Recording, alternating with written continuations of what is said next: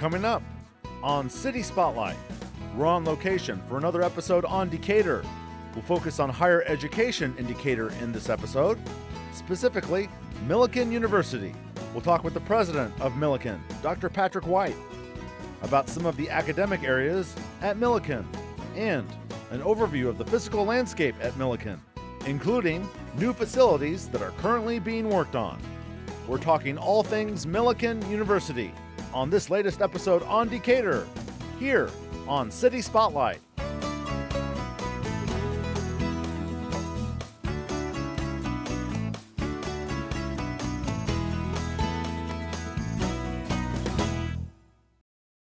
City Spotlight is supported by Consolidated Communications. CCI is honored to salute the cities and their leaders in the area, as well as providing TV, internet, and phone service to local homes and businesses.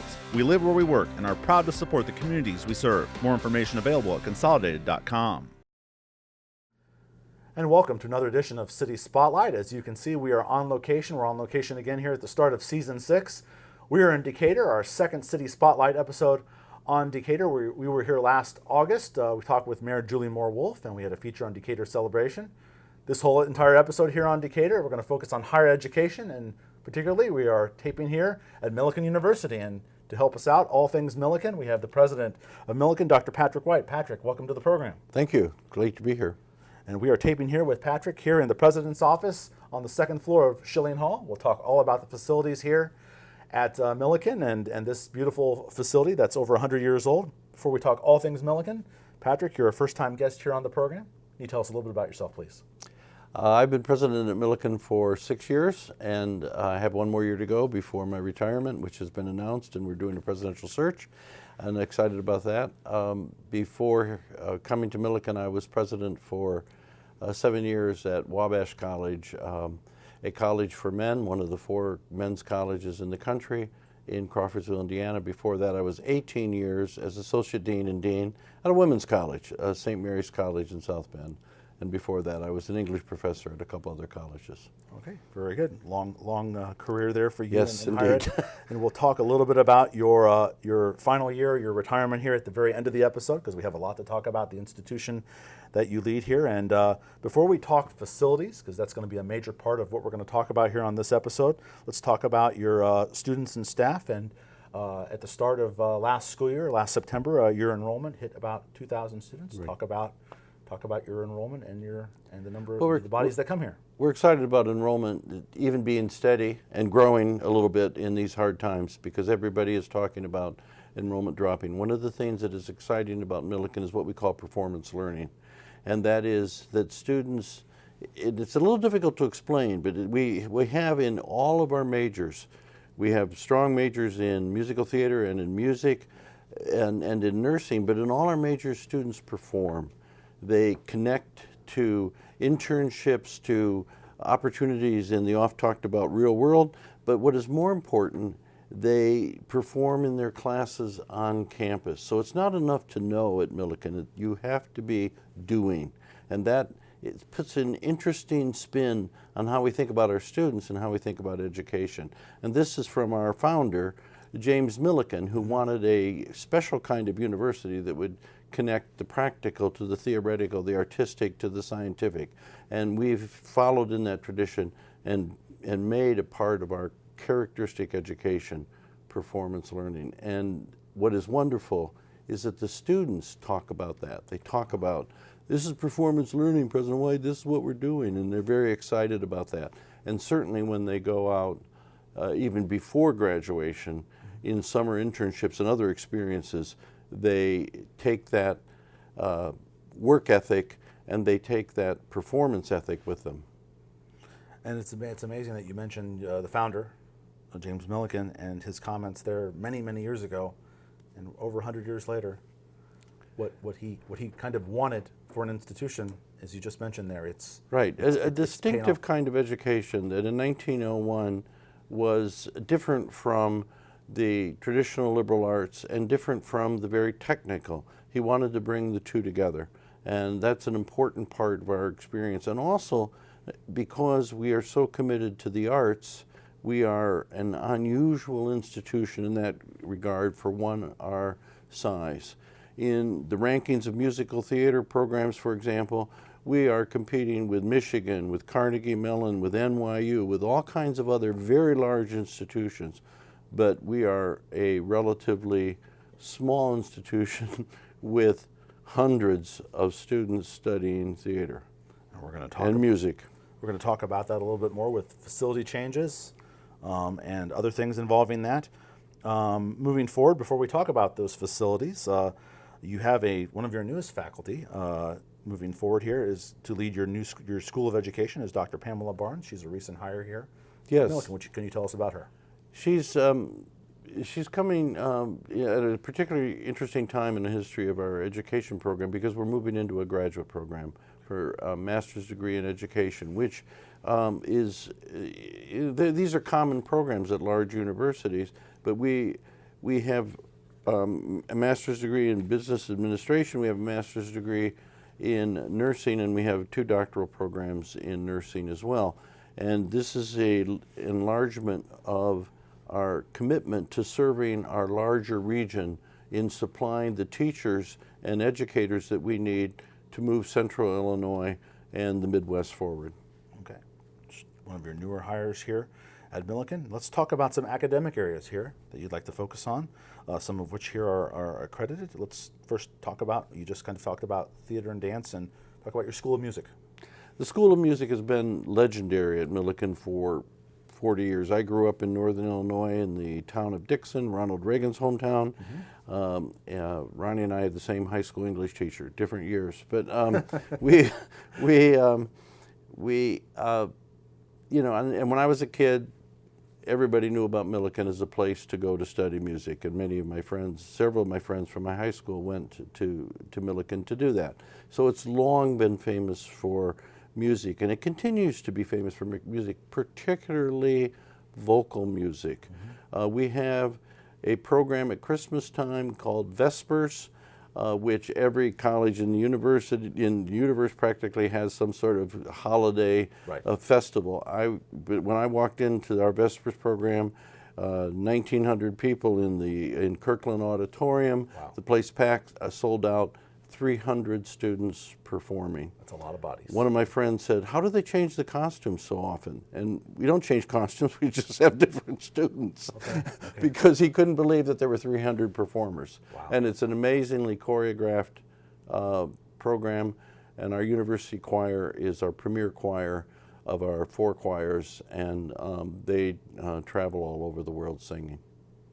WEIU is a partial PBS station, so we are very familiar with all those Christmas programs. Yes, right. That institutions do all the time, so great to hear about that. Very good. And I was going to mention this later, talking about facilities, but you do have some notable alumni in that area of singing. Folks at home that may not know, some notable alumni from Millikin, the voice of Disney's Little Mermaid, Jodie Benson. Jodie Benson, who is a Disney legend and continues to perform for Disney, and her song, Part of Your World is one of the most famous Disney songs. Jodie is a Millikin graduate. The first Little Mermaid on Broadway, Sierra Boggess, is also a Millikin graduate. So Disney thinks we grow Little Mermaids out here. Anytime they need one, they come for us. So who knows when the next one will pop up. But also Tim Shue, he was a music major at Millikin, and he is legendary in show choir circles, and one of his characters is on the recent TV show is named after him on Glee, in part because of his legend. He's performed in Les Mis all over the world. Right. And he's just one. The other thing we're doing is just trying to get more and more students involved in the behind-the-scenes aspect of theater. Production. We'll talk about that with the new building. Yes, and I enjoy the production aspect of this Yes, particular right. job. Not necessarily being in front of the camera here talking with you, but yes, the production side is very important to getting anything done. Okay, let's talk about the School of Nursing here at Millikin. The School of Nursing is such an important part of our curriculum, in part because, of course, nursing is such a vital profession these days. And all of our students obviously can get work and can get jobs. And what we've done is taken that aspect of performance learning and connected it to clinical nursing experience, and our nurses are well trained to be what I call nursing leaders, and to be changing their profession, and that's why we have master's program, doctoral program in our nursing program in both nurse practitioner and nurse anesthetist.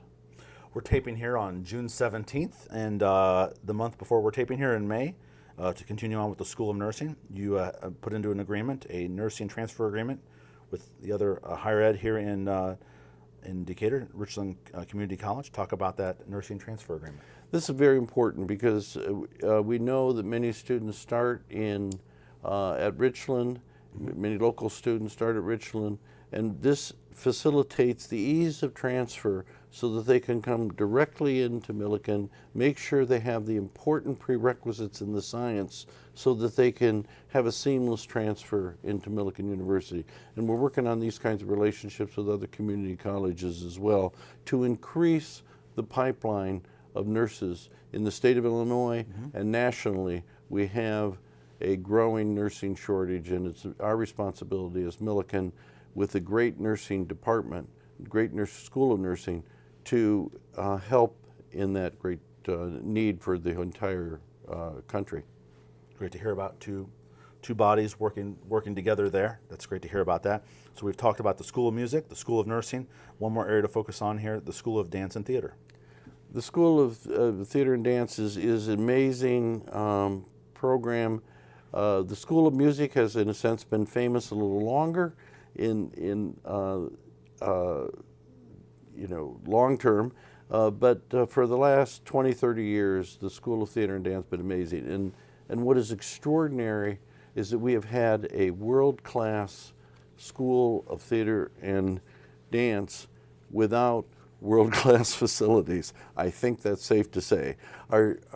Some of our main performing pieces are done in our very large Kirkland Auditorium, which seats 2,000 people. Right. But some are done on a stage that was in this building, Schilling, that was built over 100 years ago, yes, and was never designed for a theater. So we don't have the backstage space and other kinds of things. Still, in all of these kinds of experiences, yes, our students do amazing work. And what is so amazing is that they do creative, interesting, innovative, entrepreneurial work, which is a whole nother aspect of our performance learning. We want our students to be able to not only dance, sing, act, all the aspects of, or in my field, English literature, to know literature. We want them to be able to do that with confidence. Right. And when I see our students doing showcases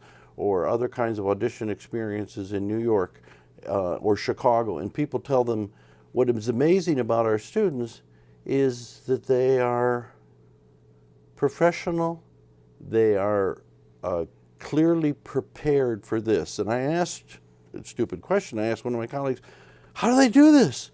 And she looked at me and she said, Pat, we teach that.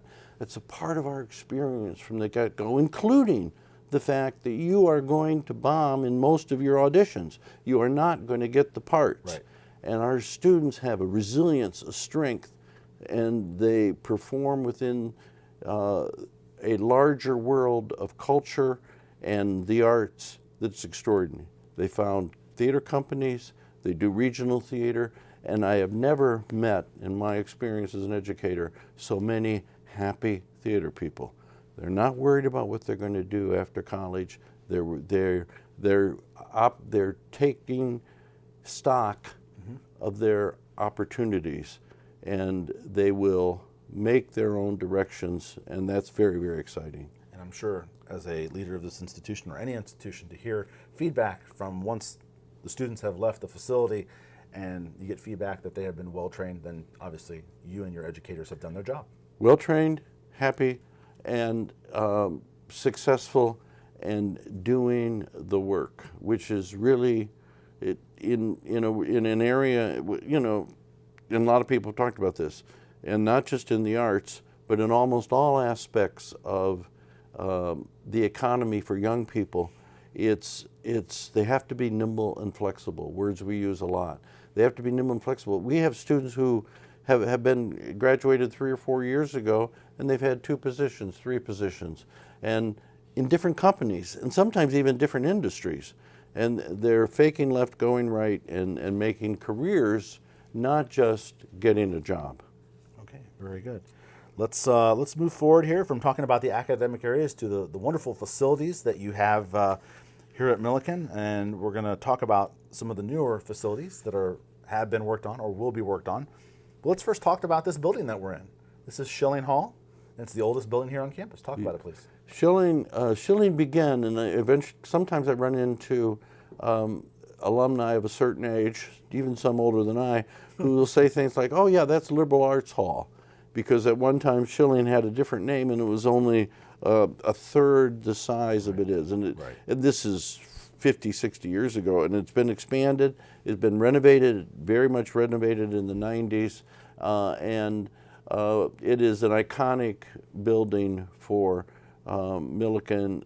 It's wonderful to watch students at graduation taking their pictures out in front of Schilling. We have new buildings, and I think they take their pictures there too, but it's Schilling that resonates for them. Yes, it's a distinctive English Renaissance architecture, and it is in a way the building in which we model and converse. Every time we design a new building, it has to somehow fit with Schilling. Match. Yes, the look. All right, very good. So from the oldest building on campus here, Schilling Hall, let's talk about some of the recent work that's been done, and let's start with the Transform MU Capital Campaign. Tell us about that, please. The Capital Campaign technically finished off in about 2016, shortly after I arrived. We topped it off. We were expected to raise about $85 million. We came in $94 million. Not all of that in cash, some of that in pledges, of course. But what that enabled us to do is to move forward on several projects. One, a new student center that we now call the University Commons, and the Center for Theater and Dance. And we did the University Commons in exciting and interesting ways. We're going to build a new student center, but it was going to be on the site of our old student center. But to do that, we would have had to take down the old student center. Then I asked, being a naive little turtle, I said, where are we going to feed our students when we do this? Well, Pat, we'll put up a tent. I said, no, that's a dumb idea. Now, then we said, well, maybe we could build the new student center in and through the old library, the current library. I said, of course, that's a dumb idea. But then we pursued it, and it turned out to be a wonderful idea because it created a building that renovated our library, completely changed our library. It created a new dining hall, created a new university center that had the Center for International Education within it, classrooms, technology. Our new arts technology program is housed in that building. And so and we now call it the University Commons. It also has the Doug and Diane Oberhelman Center for Leadership Performance, which is a whole new unit at the university named for Doug Oberhelman, one of our most distinguished alums, the CEO for many years of Caterpillar. And that space has become a place that the students own, that is their space, and it's also the commons for the community. It's a place where people come together, have conversations, have election debates, have conversations about problems and issues in the city, and we are very proud of that building, and it's turned out to be even better than we thought. Mayor Julie Moore-Wolf, last August when I talked to her, our first city spotlight on Decatur, she raved about the new University Commons, a very beautiful looking building. As we move forward here, we have a few more buildings to talk about real quick. Tell us a little bit about, you're in phase 1 of the Griswold Physical Education Center. That building, we have enormous needs in our physical education. We've solved some of them, and in our athletics, we've solved some of them through the generosity of Gary Workman, one of our most successful alumni, who his family gave money for a new softball field and a new baseball field. These will be among the best baseball and softball fields finished. The baseball field, which will finish this summer, will be among the best Division III facilities in the country. And what is important about this is that for the first time, softball and baseball is now on campus. It's not 7 miles away, so that our students can participate as fans and as athletes in supporting one another and making part of our community. And we are working on raising funds for phase 1 of Griswold, which will be a new weight room, locker room, and will be a very large facility for to do exercise and weight training and all kinds of physical fitness work for all of our students, not just our athletes. As we drove in for our taping here today in Decatur and drove along Oakland Avenue, we saw the softball field. So will the new baseball field, will that be right next to it? The new baseball field is to the south of campus, Okay. By the Woods apartment. And that has started? That'll be finished this summer. Okay, very good. Yeah. Okay, so we've talked about that. Let's talk now briefly about, toward downtown Decatur, the new exercise, science, and sport pavilion. That is one of our larger areas in number of students, is the whole sports management, athletic training, and we are working on developing a master's degree in athletic training. And this new facility, for the first time, gives us a dedicated space where students can learn how to be professionals in athletic management, in management of exercise facilities, and management of parks and recreation as well. So we've already talked a little bit about the School of Music and your theater and dance legacy here at Millikin, and you have a new facility that obviously is, how can you not notice here on campus? Tell us about the new Center for Theater and Dance. The Center for Theater and Dance is absolutely critical to the future of Millikin and to our excellence, because we have over 300 students studying theater and dance at Millikin in all the areas, but we've not had ever a dedicated space where all of these faculty and students can be together and work together in areas such as lighting, technology, sound, costuming. We have an enormous costume studio and lab there, so that these arts behind the scene will be trained as well as the arts above. And we'll also have a theater in this building, which is one of the things, when you have 300 students studying theater, you have to give them space to perform, and students have to have the opportunity so that because you can't do, one of the things about performance learning, you can't do acting theoretically. You have to be able to perform it, you have to be able to do it, you have to be in shows. We have, in any given year, we have scores of opportunities for our students to perform at every level. The Center for Theater and Dance is a $29 million project, and we will finish that in the next year. And as you referenced earlier in our taping here with you, the Christmas program, you need a venue for them to be able to perform at. So look forward to seeing that. To kind of put a bow on talking about all your facilities here, in such a short time span, you've had all this work done on these facilities, whether they've been completed, they're working, or moving forward. These are obviously not just transforming your institution, it's also transforming Decatur. And we believe that very strongly. Millikin has over 400, almost 500 employees. We have a payroll of $21 million. We're, depending on how you count it, one of Decatur's larger employers.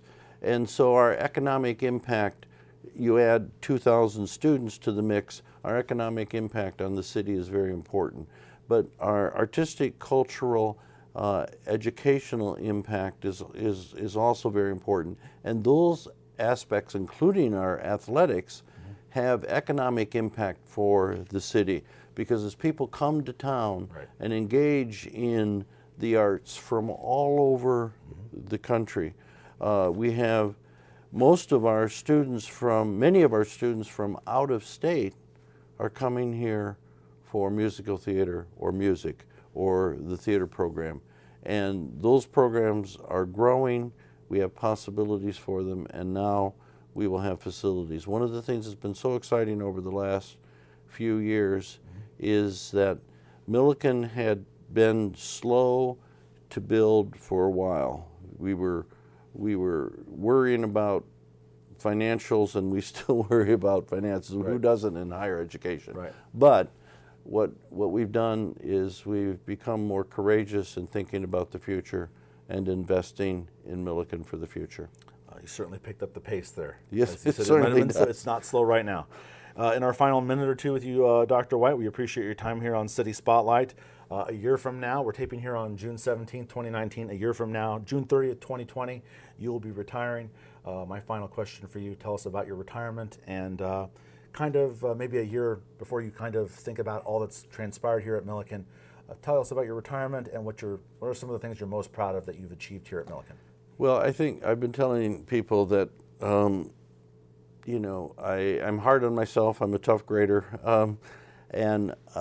Sometimes I'm not sure what I've accomplished, but I think any president gets a grade of incomplete.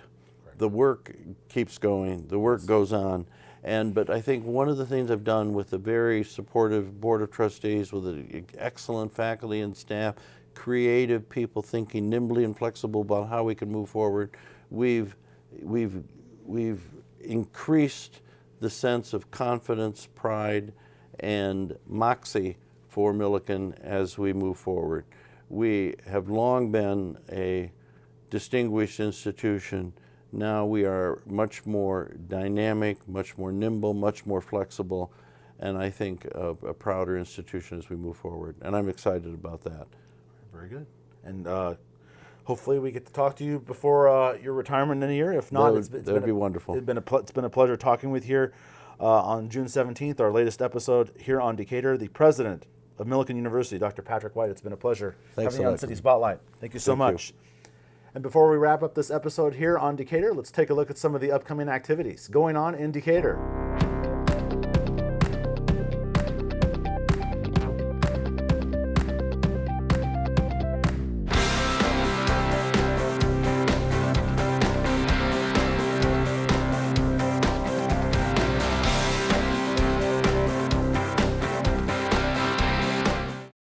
City Spotlight is supported by Consolidated Communications. CCI is honored to salute the cities and their leaders in the area, as well as providing TV, internet, and phone service to local homes and businesses. We live where we work and are proud to support the communities we serve. More information available at consolidated.com.